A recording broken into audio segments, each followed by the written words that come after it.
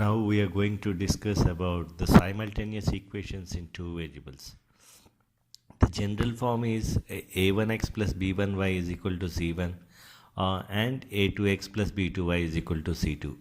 So these are the simultaneous equations. Both are given at one point of time, and then we want to find the value of x and value of y. So for doing this, just by seeing the equation, if you want to write the solution of it, it is just like it is better to find the y first. So in this case, when I am finding y, so for some time I ignore that this is not there for me. So, and then I can see just the cross multiplication of it, the cross multiplication in the sense a1 times c2 and then a2 times c1. So that comes as the numerator. So whatever the equation that I am observing, so here a1 minus a1 c2 minus a2 c1 is my numerator, and similar way I can do that for the denominator as a1 b2 minus a2 b1. So for the denominator I'm representing with green, and whereas for this one it is pink. So now let us see that how we are going to do the value of y here.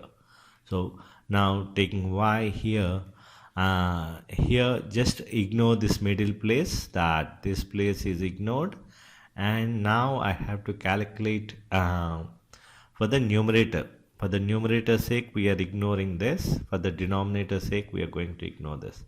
So when we are ignoring this in the mind, we observe that it is 2 times 11 is 22 minus 3 times 8 is 24.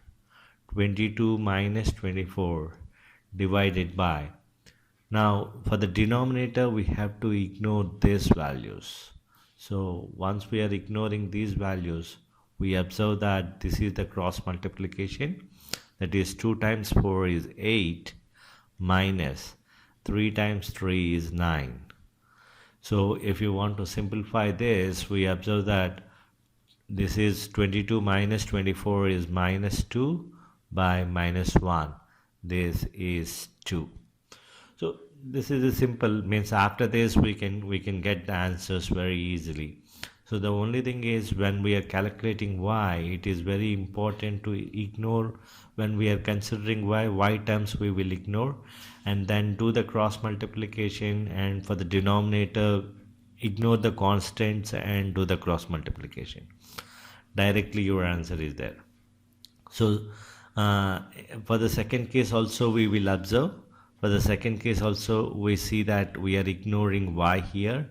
So 2 times 13, y equals, this is 2 times 13 is 26 minus 5 times 2, here 2 times 5 is 10, divided by, now we have the denominator. For denominator we are going to ignore this, and then we have 2 times 5 is 10. Because the negative value is here, so we have to take negative together. So 2 times minus 3 is minus 6. We have to consider the negative whenever it is there. So 26 minus 10 is 16 by 10, minus of minus 6 is plus 6. So 10 plus 6 is 16, which is 1. So this way we can get the things very easy when we are having the equations like this. Just ignore the constants and do the cross multiplication along with subtraction, and ignore the constants and do the cross multiplication with subtraction by for the denominator. So we have the values of y. To get the values of x, just substitute it in the equation and get the values. So in this case it is simple, means y is equal to whatever the values that are there here. This is 3 and 4, you have to subtract 3 minus 4 by 2, so which is minus 0.5. So whatever the values that are there, to get the value of y we have to subtract and divide by 2. So that's how, just by seeing that we can get these values. So you have to subtract this value by this value so that you are getting 2y here, x and x get cancels, and then this is 3 minus 4. So y is 3 minus 4 by 2. So just by observation you have to subtract and get the values of y. So this is how we are going to get the values of y in these three cases. Whereas for x, if you want to consider for x is little different here. So here for the sake of x, we are going to ignore the x term. We are going to ignore the x term here, and then the numerator only will changes. So when we are ignoring the x term and then we are taking the numerator as the uh, uh, term, so instead of going like this, so we are ignoring this for the sake of finding x. So for x, we are going to ignore this. Now you have to do the cross multiplication.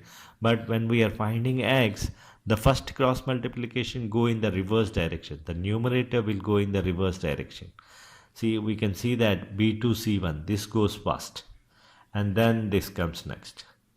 So it is very important to observe that while doing for x, we have to go in the reverse direction. So x is 32, 4 times 8 is 32, minus 3 times 11 is 33. 3 times 11 is 33. The denominator will remain same. The denominator is 8 minus 9 only. So it is minus 1 by minus 1, which is 1. Similarly, in this case, we are going to ignore the x here, and then we are going to write for the y.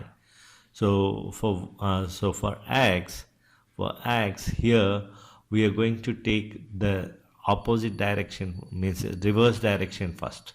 So this is 5 times 5 is 25, and then minus of 3 times 13, 13 3 is 39, minus of 39 divided by 10 minus of minus 6. That is same as the previous one. This is 2 times by 10 minus of minus 6.